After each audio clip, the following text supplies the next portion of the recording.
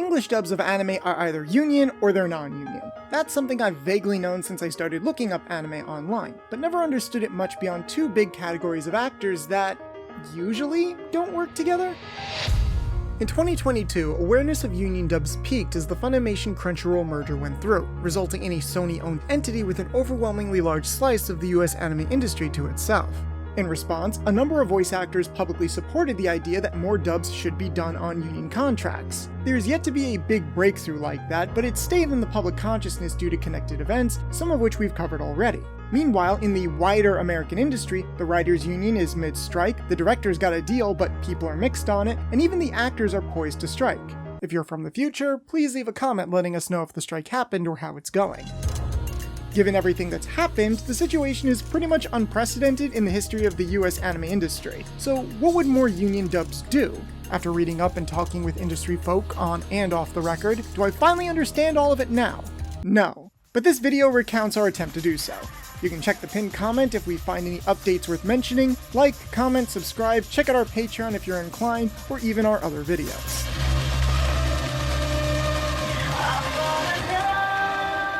So this is a big topic that sits pretty close to some other big topics, which we don't have time to do justice today. But first things first, what is a union, or more specifically, a labor union? In very broad strokes, it's a group of people in a particular job discussing and subsequently pushing for their rights as workers, wages, health and safety, benefits, etc. If a lone employee speaks up and gets shut down, not only do they not gain what they wanted, they risk losing what they already had. The idea is that organization and strength in numbers helps workers better negotiate from a position of power, in exchange for some obligations that come with union memberships, dues, meetings, and not working non-union.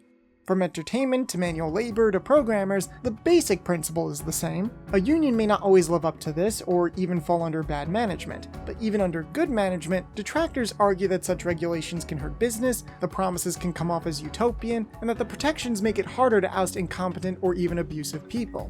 I've seen positions on unions run the gambit of every non-union job is immoral scum to only losers who can't compete join the union. These can run deep in politics and concern much more than just the dubbing industry. Trust me, I am fully aware of how much a video on localizing foreign cartoons is not going to sway any deeply held existing beliefs on this. The union we'll be talking about today is the Screen Actors Guild and American Federation of Television and Radio Artists, or SAG-AFTRA. Other countries have their own screen actors unions and some have relationships with SAG-AFTRA, but for the sake of this video, we'll be focusing on just the US union, which already has relatively low density among anime dubs. So touching on other unions would be largely irrelevant, unfortunately. Something to keep in mind for later is that SAG-AFTRA covers performers from all across the entertainment industry. Even Nicki Minaj is a member. Voice acting is just one corner of what they cover, and anime dubs are just one corner of that corner. I've seen some people talk about SAG-AFTRA as if it were a production company or a talent agency when it comes to who gets to be in a union dub.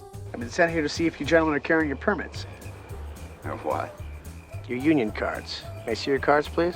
But while they can determine who's eligible, they don't hire any actors. You're gonna look pretty funny trying to eat corn on a cob with no fucking teeth. Unions consist of members, who in this case are the actors paying dues, and staff who are organizers, legal experts, etc. that work on behalf of the members to provide the contracts containing standards which clients, who do the actual hiring, have to follow. Labor standards? The world's a cruel place. As you can imagine, members and staff have insight and expertise on different things, so keep that in mind when you see pro-union voice actors talk about this situation, including what we showcase in this video. It's not that they don't know anything, they just know what they know, which isn't usually everything. But one thing they do know is the difficulty in making money as a voice actor.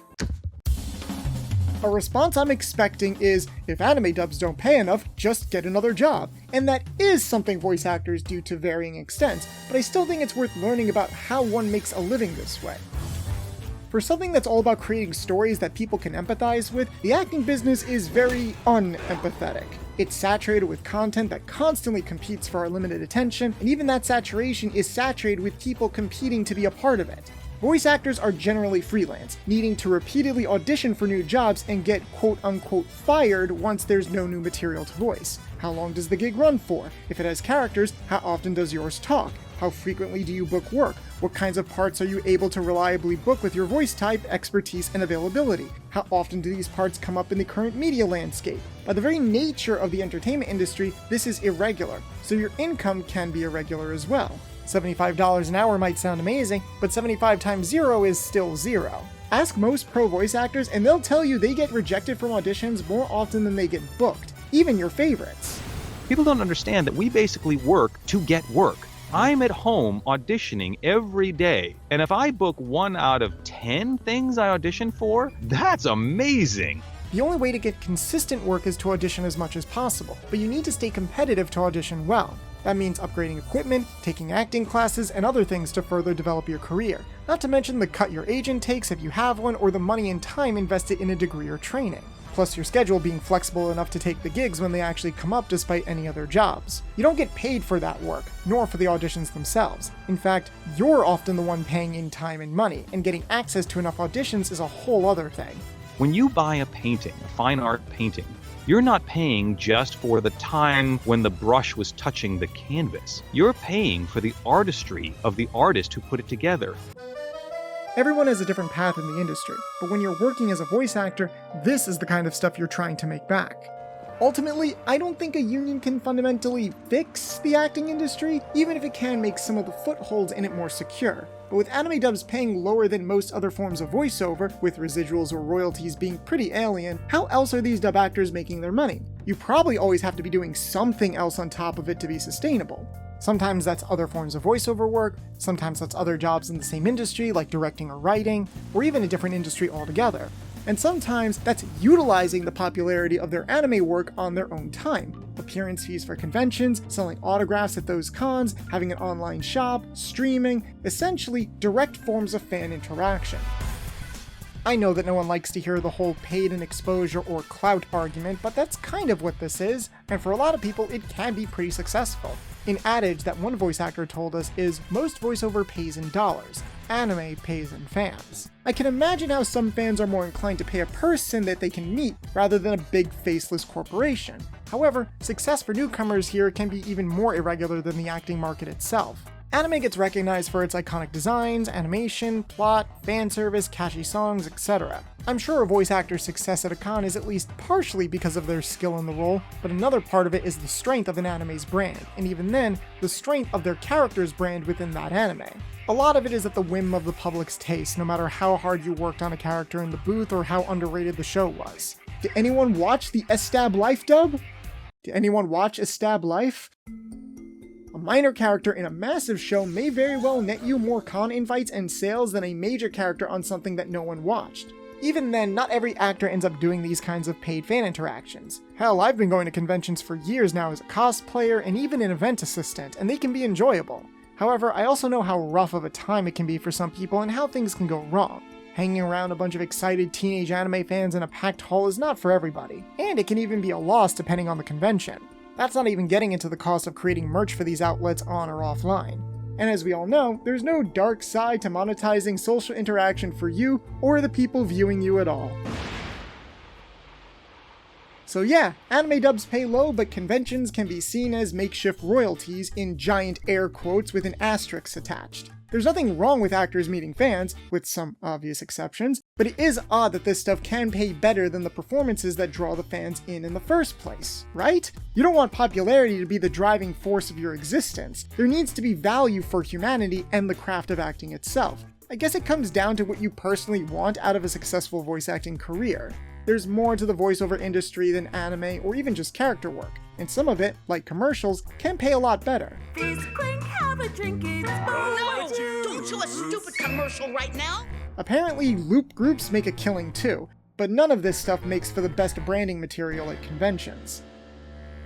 So what can the union do for dub actors? The most obvious is probably money. Scale pay, for example, in this context refers to the minimum amount you need to be paid for doing a certain kind of voiceover work. SAG-AFTRA's scale pay for dubbing is still pretty low compared to other voiceover, but it's actually not just about the hourly rate. It's not always about the money, Spider-Man.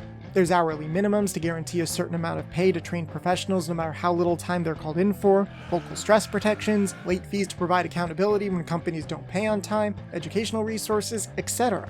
Healthcare and pension contributions do have a qualification hurdle to overcome, but that was probably the most frequent benefit I remember when hearing why actors wanted union contracts.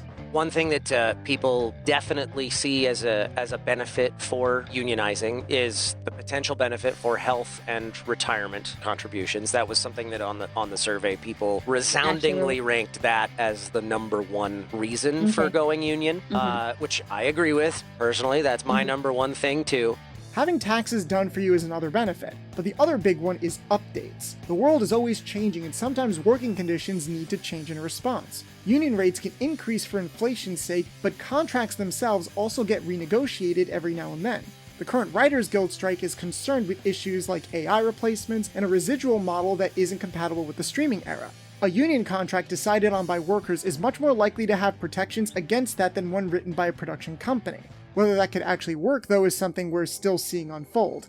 The current negotiation SAG-AFTRA is having with and/or striking the AMPTP for could update this deal yet again, which I think would affect their dub contract as it's a modification of their basic agreement. Some of this can be done in non-union spaces too, but there's arguably better overhead protection when a union makes sure everything happens. So the idea behind the union is there is a minimum amount that you can be paid for each one of these types of projects, and you're not allowed to be paid less than that. And this kind of prevents a lot of undercutting that can happen between actors, between studios. It just sort of stabilizes the industry.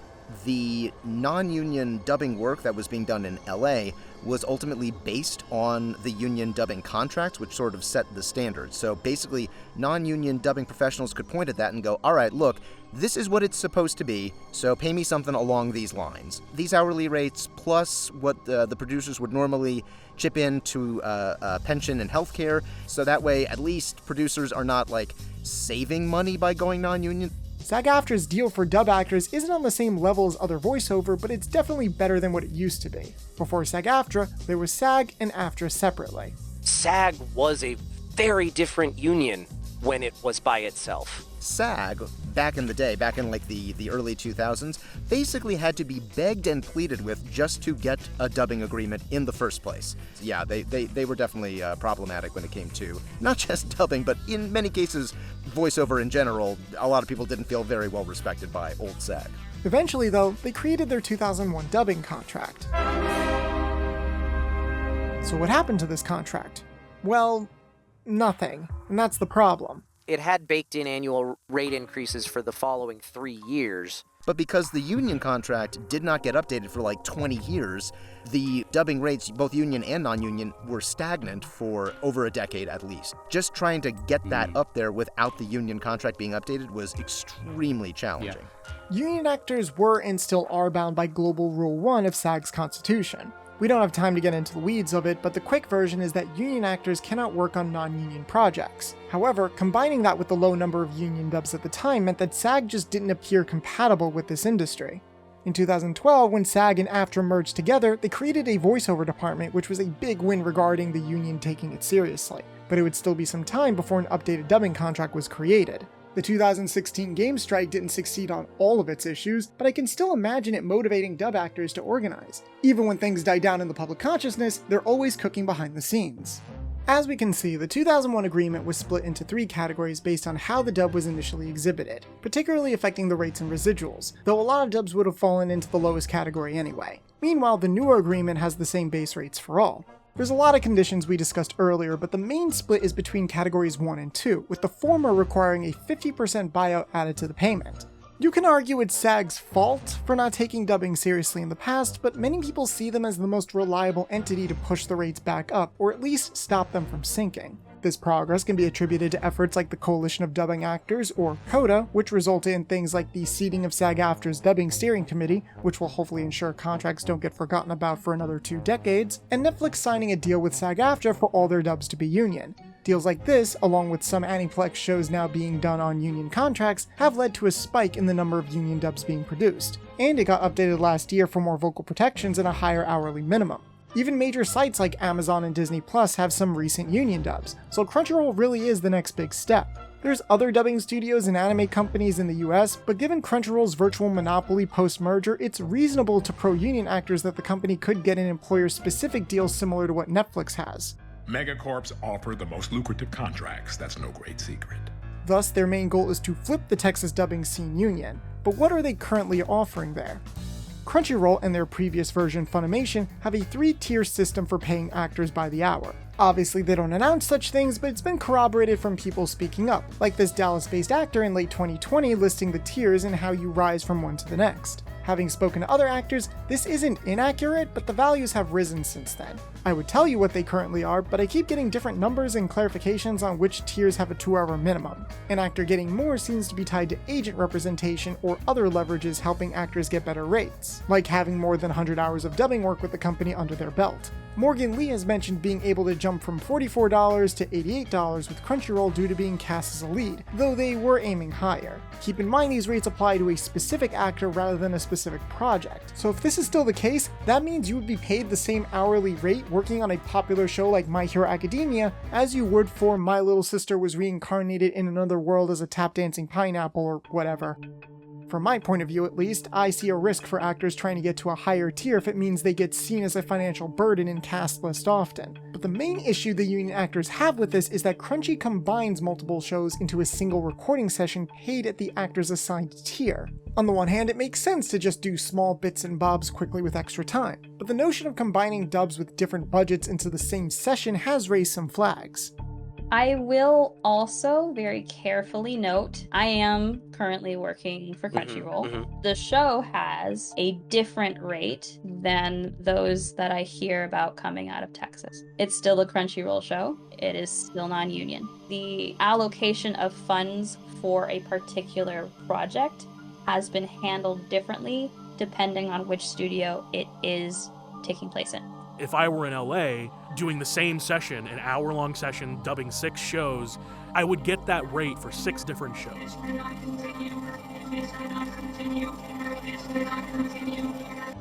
Crunchyroll has received a lot of public backlash in the face of these unionization discussions, and fans have framed this as a company mistreating their talent. However, there's a more cynical way to look at this, as agreeing to do the work for these low rates enables the company setting them, doesn't it? Because there's such a high demand to be in this industry, producers see actors as easily replaceable, and actors can probably sense it themselves on some level. It's worth pointing out that this is not exclusive to anime or even America. Tony Sampson said he quit voice acting altogether due to the threat of getting blacklisted when he asked for a raise. Passion is good, but it's at least one reason why people might accept lower pay or just roll with things, either because of personal fulfillment, thinking they can make the money back at cons with enough big roles, genuinely not knowing what's the standard, or because they too know there's people out there who are eager enough to do it for even less. AI replacements probably don't help the situation either. I think leaving it in the hands of the actors exclusively isn't enough. We're conditioned to be like, oh yeah, I'll give you whatever you want. No, I'm okay. I can keep working. I can keep doing the thing. Although all of acting is a bug, it's a drug, it's horrendous. Right. But because a lot of us start out as fans, number one, we feel very replaceable because we know that there's a bajillion other people behind us who would just love to have this job. Right. And then on top of us, we are one of those bajillion people behind other people who would love to have this job. And you're like, I want to be the easiest person to work with. I want them to bring me back. It's easy to feel like I can't say that there's anything negative possibly going on for fear of loss of this job or of this career. It could even reinforce itself if other industry professionals interpret you taking lower pay work as a sign of amateurism or desperation. And on the other hand, it's only a matter of time before some of the actors subsidizing their dub passion with other work decide to focus solely on that other work. This is called the race to the bottom, and it's something among actors and studios alike that's been talked about in the anime industry for years. There can be some non-union producers out there who understand this danger and don't contribute to it, but it's also a financial benefit for the big ones. Union dub scale isn't that high, and actors or agents will try to negotiate above it on an individual basis, but it at least stops people and companies from racing all the way to the bottom. I guess it would be better if viewers liked consuming this lower paying medium less, but as anime fans, we're not the best at knowing how to do that. I respect live action and games and theater and prelay and radio as mediums, but I don't exactly have a YouTube channel dedicated to them. The kind of advice you always see new voice actors get is do more than just anime to hone your skills and sound less cliche. Do more than just anime to earn more money and have a sustainable career. And that's true, but now that we're talking about fundamentally changing anime dubbing, it's not really enough. It also just sucks for those actors who really would like to dedicate themselves mostly to anime voiceover. A Texas-based actor actually credited local talent agencies with increasing Crunchyroll's rates, saying that representation can achieve a lot of these goals without the fees and bureaucracy of a big union to which anime dubbing is a niche within a niche. We know for a fact there are some people out there who haven't spoken out that want to, and you could call them cowards, but timing is everything. Standing up for yourself by yourself just singles you out. Avoiding low-ball rates can make things better in the long run, but some people have expenses to pay in the here and now, and this affects their specific relationship to the union, i.e. their union status. This is where the Taft-Hartley waiver comes in. It stems from an act in the 40s that curtailed union power. However, many pro-union dub actors have supported it as the best way for voice actors to eventually join the union. There is a review process for the sake of mitigating nepotism, but essentially, a non-union actor becomes allowed to book a role on a union contract and then enter a period of SAG eligibility, where they can audition for both union and non-union work. There are some extensions, but eventually your status turns from SAG eligible to must join, and you are now compelled to join the union, which involves paying the initiation fee and subsequent dues, and you can't do another union job till you pay. In 2019, I got cast in Final Fantasy VII Remake doing additional voices. That made me SAG eligible. It wasn't until 2020 when I did Brand New Animal that flipped me, so I was forced to join them. The joining fee can vary from state to state, $3,000 being the highest, with dues being split up into annual base, which is 200 something, and work dues, which is 1.5 something% of all individual earnings under SAG contracts between $1 and $1 million. If it sounds like I'm being vague, it's because we took too long to make this video, and I think the numbers changed slightly in that time, so that could happen again. Regardless, it's always going to be a steeper journey to make the money back with the low pay of anime work, not to mention hitting the $26,470 before tax earnings threshold to qualify for healthcare. You can imagine how this results in veering into more lucrative mediums, either a little or almost entirely, but people who have joined can still dip back into the larger pool of non-union anime dubs, though it is kind of controversial. Financial Court was the result of NLRB versus General Motors in 1963, and it's a right union members have to trade certain benefits to be allowed to work union and non-union contracts so long as they fulfill their core financial obligations by paying dues. My understanding is that there is still a stigma against it in the on-camera world. Within the voiceover world, it might be there for a couple people. There's still a large percentage of dubbing work that is non-union. And if you're making your living largely off of dubbing work, you're likely going to be working non-union, or at least understanding of your peers that do so. Some actors may only do a select number of FI-Core jobs with clients they trust to use decent protocols without union oversight. They can still qualify for healthcare, which is a big deal, but they lose access to SAG-AFTRA's educational resources, as well as the ability to vote or be voted for in membership elections. With a majority of anime being non-union, encouraging dub actors to be FI-Core, perhaps that's led to the interests of dub actors being less represented in the union's democracy. More to the point, if everyone went FI-Core, the union would be pointless, as companies wouldn't need to follow SAG-AFTRA standards to use the talent they protect. As a result, SAG-AFTRA tends to not like it, their website deliberately presents only the downsides, and restoring your membership is harder than the inverse. Again, full members of SAG-AFTRA generally have to stay off non-union dubs, and this can be problematic for people who don't benefit much from union work, either because they're not ready to compete for it, there isn't enough they can apply for, or it doesn't pay enough anyway. There is a loophole in which a full member works on a non-union dub off-card without going FI-Core. Going by the books, this shouldn't happen, but inevitably it does. I've seen some actors speculate it's because SAG-AFTRA's staff is spread too thin to actively hunt down rule breakers in a field of work that doesn't pay much anyway. I won't say that SAG-AFTRA doesn't care. I believe that there is an understanding that punitive measures taken against the membership don't work in spaces where there's not a high union density. Dubbing is not a space where there's a high union density. It's a much higher union density than it was 4 or 5 years ago, but it's still not a very high union density. If you're ever wondering why some actors from the New York or LA dubbing scene have one or several pseudonyms, that's one reason, although apparently at one point it was just in fashion for New York actors to have them. Theoretically, it's possible for all three kinds of actors, full union, non-union, and FI-Core, to be in both union and non-union dubs, it just means different things when it happens. And actors aren't obligated to reveal their exact union status if they don't want to. Is this actor fully union, or were they just Tafted? Did that actor leave the union, or did they declare FI-Core as soon as they paid the joining fee? Maybe it's because dubs are classified as union or non-union that folks seem to think that it's the case of one or the other for the cast too. Like this Q&A article which uses the wording SAG-AFTRAs regarding to the Mob Psycho situation. Putting aside the fact that Mob's first 2 seasons weren't union anyway, The idea behind what I asked for with Mob Psycho 100, which was, can you guys sit down at the table so we can talk about a possible Crunchyroll specific contract? That does not mean that they would be hiring LA actors or New York actors or just union members. That just means that anybody that they do hire on the job gets those union benefits. Taking this all together, the argument from the pro-union side is that Crunchyroll's Texas-based actors have a lot to gain from working with SAG-AFTRA. However, Texas is a right-to-work state, and for our purposes, that means that after being Taft-Hartley'd, an actor never becomes a must-join.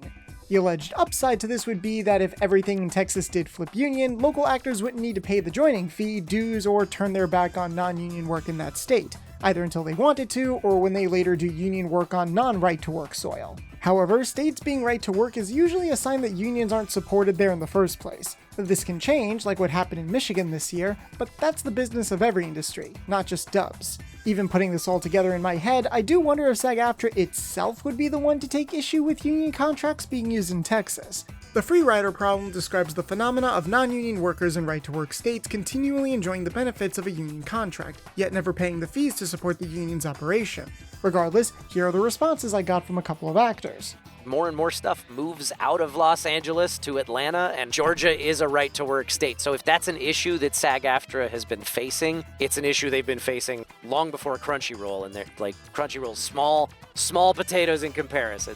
It is valuable to the union that people join, not necessarily for their money, but so that they can approach producers and say, look, these people are all union members. They're not going to work non-union if we tell them not to, so you've got to take us seriously and negotiate with us in good faith. Ultimately, I mean, here's the thing. If you are, say, a non-union actor, but you agree with what the union is trying to do, you can absolutely say, hey man, I'm going on strike alongside the union. Technically speaking, just because somebody isn't in the union doesn't mean they're anti-union. We're about halfway through, so it's time for this video to enter the speculation zone. If SAG-AFTRA already exists in Texas and a majority of local actors pushing Crunchyroll to work with them is the key, what reasons would they have to not want that? The LA side of things have definitely been more vocal about union dubs than Texas folk. Even having talked with some off the record, they can't represent everyone, and I do run the risk of putting words in people's mouths by simply poking around the existing arguments if there's other issues I don't understand. Is it about not incurring Crunchyroll's wrath as the biggest client in town? After all, in the freelance world, all it takes to lose your job is for them to stop calling you in, and you'll never know if you're blacklisted or just in a dry spell. Could it be that they don't want things like taxes and healthcare done for them and would rather take a higher hourly rate? It does seem like they're willing to bump an actor's rate individually despite opposing the union. Are they concerned that even if Crunchyroll goes union, they just cast pre-existing members instead of them? Not that I understand the economics at all, but maybe it's an issue of financial risk, especially for niche titles. Big successes subsidize the smaller ones, so is there a risk that budgets for everything going up would kill Crunchyroll's financial incentive to allow anything that's not sufficiently popular to get dubbed? Granted, overproduction is a problem, or at least not spreading the work evenly across the staff and time is. Better budgets, and thus rates, mitigate some risk of going a while without working, but a lower number of overall jobs might hurt the Texas community at large more than it helps, right? But again, that all comes down to numbers, which I do not understand. What if there's other financial benefits Texas actors would lose by going union we didn't even think about? Asking Coda about this, they mentioned the possibility that companies include threatening clauses in contracts that aren't legally enforceable, going back to the fact that union contracts offer benefits and that you can negotiate above scale anyway. Makes sense, but negotiations aren't necessarily guarantees. Just because they don't work out doesn't mean they didn't happen. The negotiations were short. Maybe being skeptical of something that sounds too altruistic is a defense mechanism, or maybe it really is that tall of an order to create union density in a state like Texas. And fair enough, I've lived in New York my whole life, so it could be something I can't understand. The question of whether or not union work will steer things away from Texas is pertinent, as with how LA and Texas are vaguely synonymous with union and non-union respectively. A lot of this can look like a dubbing turf war from a distance. I feel like that's often how it's presented. A company threatens hard workers who have to fight to take back what's rightfully theirs, or things get worse because low wages squeeze out all the good people so only the crap ones remain. But how does that apply to actors on the large non-union anime scene? Are they enablers, or part of the same struggle? When first hearing about dubs becoming union, my instinct was that it would be the end of Texas dubbing, because their opportunities would be taken over by the union members. Of course, that is the nature of the industry after all. Actors always compete against other actors within separate markets, and variety is something we all like to see. However, there can be this underlying sense that getting union actors or contracts automatically makes the quality go up. For consumers at least, union dubs have this air of being this once-in-a-while treat with how infrequently they've been over the years, or how they're more likely to cast actors from higher-paying spheres of entertainment. Some dubs I love I now realize wouldn't have been possible without a union contract, and as a freelancer myself, I know how conditions and compensation can affect the end result. I just don't think it's an exact science. Obviously, the issue of quality in dubs is going to be more subjective among us fans who couldn't dub our way out of a paper bag, but because you're watching my video, you're stuck with my opinions on this. It would be very convenient if there was always a clear divide in quality based on proximity to the union, not to go all, oh, you like dubs? Name 3 of their albums. But I just find it hard to ignore how many highly acclaimed dubs are non-union without coming off as a little revisionist. It's not that any forgettable slice of life or isekai is on the same level of Bell's dub, but there's a lot of space in between where blanket rules don't always apply. I just don't think it's honest to dismiss the work that's been done if you want to base your argument on quality. And in any case, maybe you shouldn't? It can be hard to talk about this without being indirectly denigrating, but if anything, good non-union dubs might be even more problematic than bad ones, because they don't enforce SAG's labor standards. This is a pro-worker movement, not a pro-consumer movement. However, I do understand there's a lot more to this conversation. The stigma against dub actors that's pushed agents away in the past, the stigma against the anime dub sound that some producers in other fields want to avoid, the prestige of celebrities potentially taking over, the different career trajectories of early dub actors compared to recent ones, the value of time versus money in making a dub, or even the 2007 industry crash. Non-unions worried about union. Unions worried about bigger union people. Bigger union talent are worried about celebrities. Celebrities are worried about bigger celebrities. Most of the time, if you find that like a dub is not of a particularly good quality, it is usually way more likely a time thing. I mean, this is an exaggeration, but everybody talks, why is it always the same 12 people? And I think actually you guys have a video called Why Is It Always the Same 12 People in Anime? Oh, yeah. Right? I wish we could have done that better, but well, yeah. Well, you know what I mean. Why is it always those people? Yeah. It's because those people are good, but fast. If we had more time to do these dubs, yeah, they would be able to hire a way larger variety of people, because they'd go, you know what, let's take a chance on this newer person. They might not be as fast as, you know, some like mainstay in the industry, but they're good, and once they just get, you know, enough takes and they get the right take, and they deliver a really great performance, and it would be more variety. Yeah. But alas, we gotta move on for now.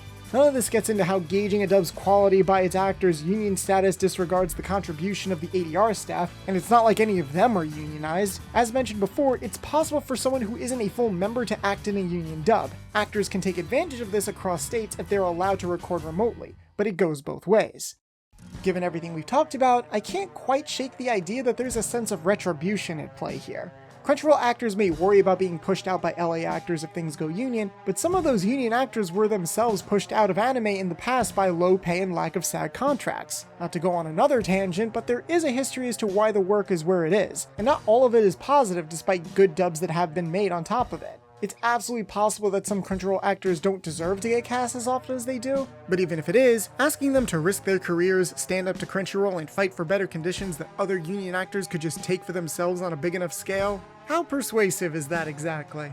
Pretty much every union actor we spoke to had hope that the non-union actors of today will be the union actors of tomorrow. But because of these justifiable frustrations, I can't promise others feel the same way. Kyle McCarley seemed aware at least that he had a certain leverage and privilege to speak up about Mob as a more established union actor, and we are grateful for that. This was kind of a perfect storm in that I'm an actor who's been strictly union only with the work I take for the past few years now, who happened to be in a lead role in a popular show that Crunchyroll had another season of and wanted to keep non-union. That combination of factors is not going to happen very often. Regardless, his stand didn't work, and it's no surprise that it's hard to sell leading Texas actors on the same principle, even if they enjoy a comfortable level of success season to season. The idea of Crunchyroll simply sending union dub work to studios in a more union-friendly state is something I've seen floated. And an immediate counter-argument is the theory behind why Crunchyroll limited their use of remote recording in the first place. They got a brand new facility in Koppel and want to get their return on investment through actors recording in it. In terms of scale, there isn't really a facility comparable to that in LA when it comes to anime dubs, so perhaps Texans wouldn't need to worry about losing a meaningful amount of their local anime work. Even with Crunchy still producing so many non-union dubs, their use of outsourcing studios has dwindled to basically nothing, so outsourcing theoretical union dubs doesn't seem to be in the cards anyway. But even if Crunchyroll did go union with their own facility, how would they cast these shows? Wouldn't their local pool of talent require Taft-Hartleying on an unprecedented scale? I did speak off the record with a producer who claimed that some signatories, the entities which vouch to SAG that productions are following the rules, do impose a limit on how many TAFs are allowed per project. Because tafted actors are only potential members, I can understand why the union wouldn't want too many at once. A production company itself can become its own signatory and taft as much as it wants as long as they only produce on a union contract, which would work for Crunchyroll as they distribute their own dubs, though it could be an issue for satellite studios who have to get work from other companies. A CODA representative and some other actors said that they were unaware of such a limit, but that SAG-AFTRA's voiceover department could help. And actual producers would probably have better luck than us, cause they never responded when we emailed them. But even though TAFs are just single, double-sided forms that are free to use unless they get rejected, wouldn't it add up over time?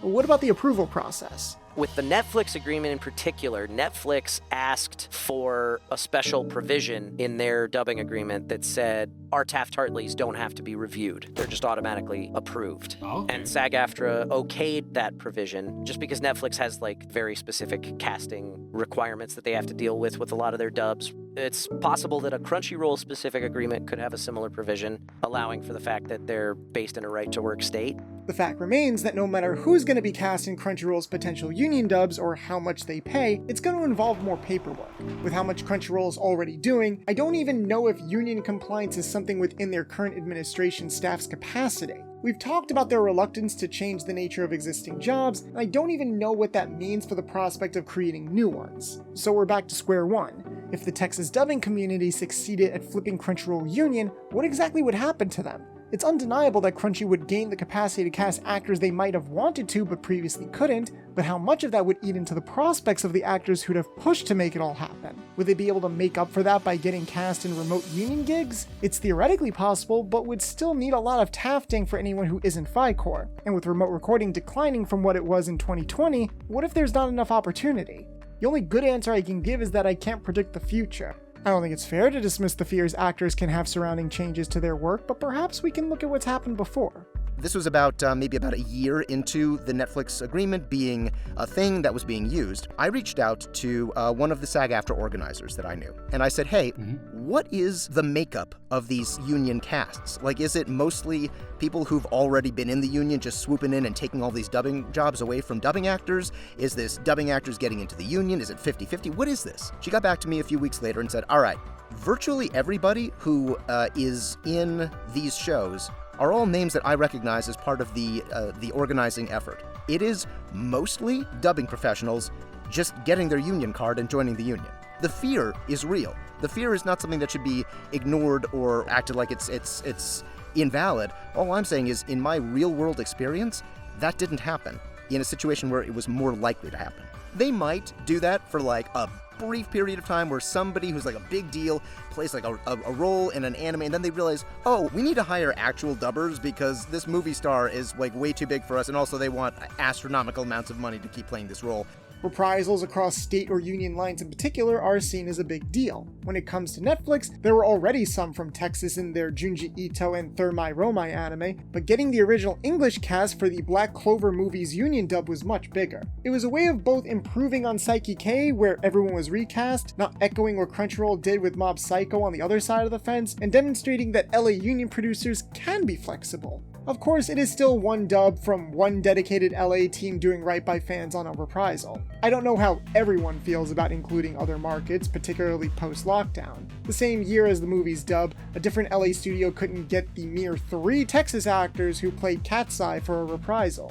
Granted, the Texas scene doesn't exactly have the perfect track record either. Mob was not the first time Kyle McCarley was recast on their watch, so the ball is still in both courts, so to speak. While not always union-related, logistics-based recasting is nothing new at all for dubs. We don't always have the full picture of why things happen the way that they do. There could be audio setup issues, schedule issues, money issues, other disagreements, and you can have opinions on both casts independent of logistics. All I know is it'll be interesting to see how things play out from here on out that things have been scrutinized this way. There's always going to be more challenges though. An off-record FICOR Texas actor we spoke to mentioned a difference in casting culture between the two states, with LA revolving around cold emailing while in Texas they do the search themselves. And I don't know how relevant the recent Tower of God debacle is, as it was a Crunchyroll co-production. But if it is, then casting restrictions would actually be coming from inside the house. Even pro-union actors have said SAG-AFTRA is not perfect, but also claimed that a big roadblock regarding the union is the misconceptions surrounding it. It's one thing when the actors don't know, but when the production side, union or non-union, doesn't understand, it can railroad their creative choices, not to mention the possibility that some of them might not want to bother with the nuances. The unfortunate thing about the whole union aspect is that clients have to be willing to bring in new talent whenever possible. It's not the union putting a stoppage on it and saying, hey, you have to use union talent. It's clients just being uninformed about, frankly, how simplified the process has become to Taft-Hartley new talent, and also how much easier it is to find exemplary new talent in different markets. For what it's worth, I've seen this extend into the union itself. Last year, there were a couple of cases of paperwork getting messed up, and it traced back to certain people in the union's poor understanding how remote recording applies to Taft-Hartley's, compared to the folks of SAG-AFTRA's Station 12. Point being, if what union actors say is true, then there's still progress to be made in educating clients, but until then, Texas actors getting in with the union could open doors to gigs or agents that usually work with union talent. And if Crunchyroll did flip union, the auditions to become eligible would just be right there. After all, remote actors trying to get a foot in the Texas market also need to find the right connections. Some of this can also be seen in discussions of remote international talent. With COVID resulting in a spike for remote recording, more actors from outside the country were able to work on dubs. But because of certain international laws, the ability to work on Union American projects like these anime dubs looks nebulous. To make an extremely long story short, it can be done, but it varies from country to country. There's been talk of things like using the correct tax form, having a US bank account, work visas, finding the right regional agent, working with the country's local union, or even an international tax specialist. Once again, something that came up is production companies being unaware or ignorant of the process, meaning that it's up to the actors to educate.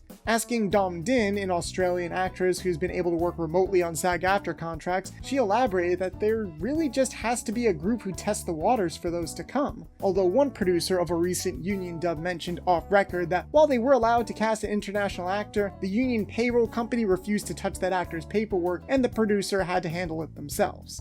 Since some of this has to do with tax and labor laws, I can see companies not wanting to bother with international talent due to the risk of being chased down by the IRS if they go about it the wrong way. We could make a whole other video chatting about the nuances of international talent in anime dubs, or even just reminiscing about a time where anime dubs were recorded in different locations more often. Trust me when I say that people really miss those both in and outside the industry. And while I am far from the best equipped to explain the remote recording process and its effects on audio production, that will always be relevant no matter where the actors are. Regardless, not everything is clear-cut. There's been some live-action Japanese things on Netflix that have been dubbed in Australia, and even Coda was hesitant on that. So far, we've been discussing what SAG-AFTRA could do for Crunchyroll's actors, but Crunchyroll hires more people than just actors to make their dubs, whom SAG-AFTRA can't do anything for. Regardless, they're still integral to dubs getting made. Without the audio staff, nothing makes it into the final product, and without the translation adaptation staff, actors wouldn't have lines to read anyway. I suppose if actors are generally going to get paid more, then there needs to be a bigger overall budget for a dub, but how much of that would find its way into the staff's pockets? What can we do that would bring us together?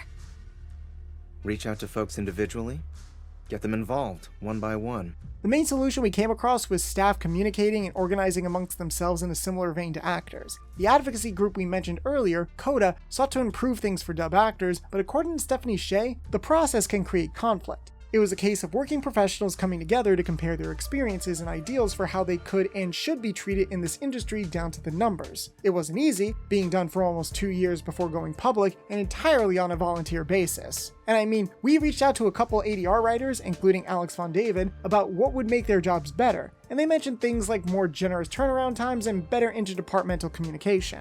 But this time, it isn't about me regurgitating what industry professionals say to you, it's about professionals discussing with each other what's fair, and I don't think you can really be part of that unless you put your livelihood on the line.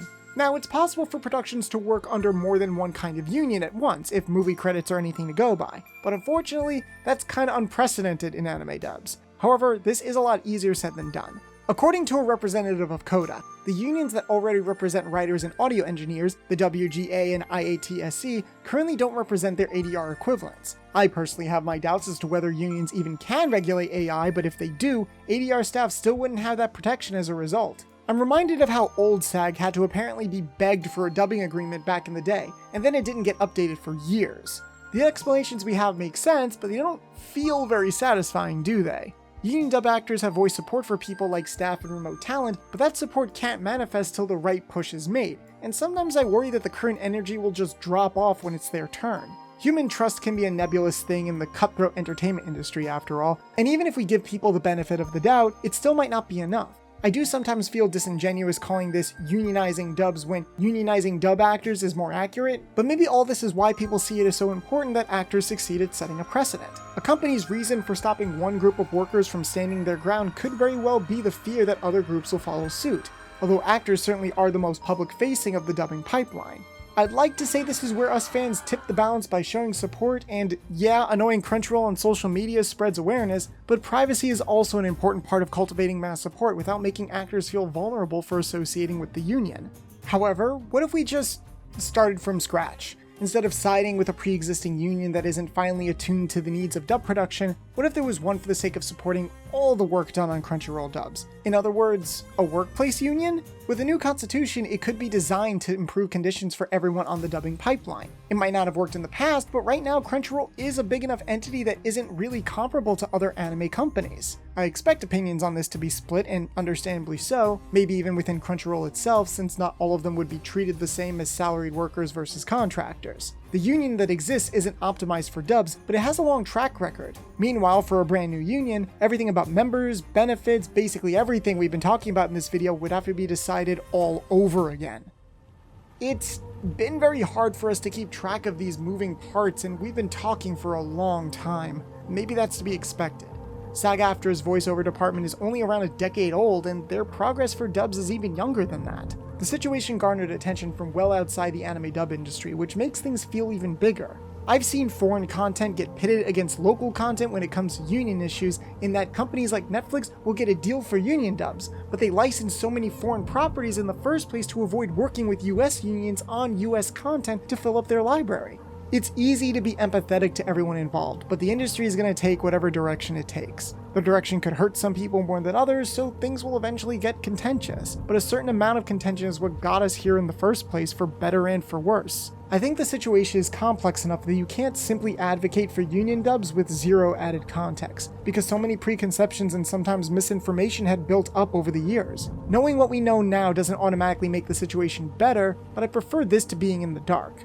I used to think things would stay the way that they were forever. I never imagined union dubbing would ever spike again, or that a global pandemic would happen in my lifetime, let alone how that would affect everyone's jobs. There's never been more union dubs happening at a given time than right now.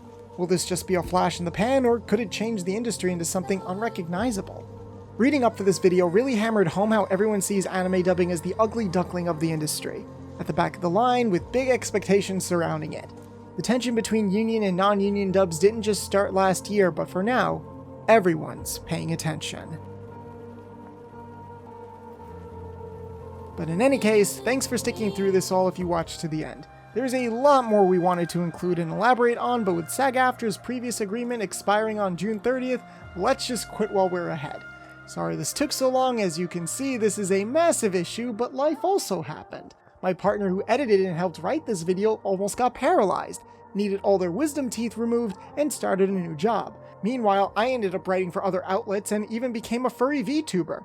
So a big thank you to all of our patrons for sticking with us through this inactivity, including Reagan Senpai, Alex, Andrew Wade Pittman, Ahoba, Jose Argumedo, JR Pictures, Kyle Slinkard, Spartacus, Pika Greg, Psych Zero, Rainbow Sundere, Ryan Rodriguez, Queen Era 2, Seth Phillips, Tristan Gallant, Unknown Secret 1000, and Xavier Gordon. We are also grateful to both our on and off the record correspondents for trusting us so much.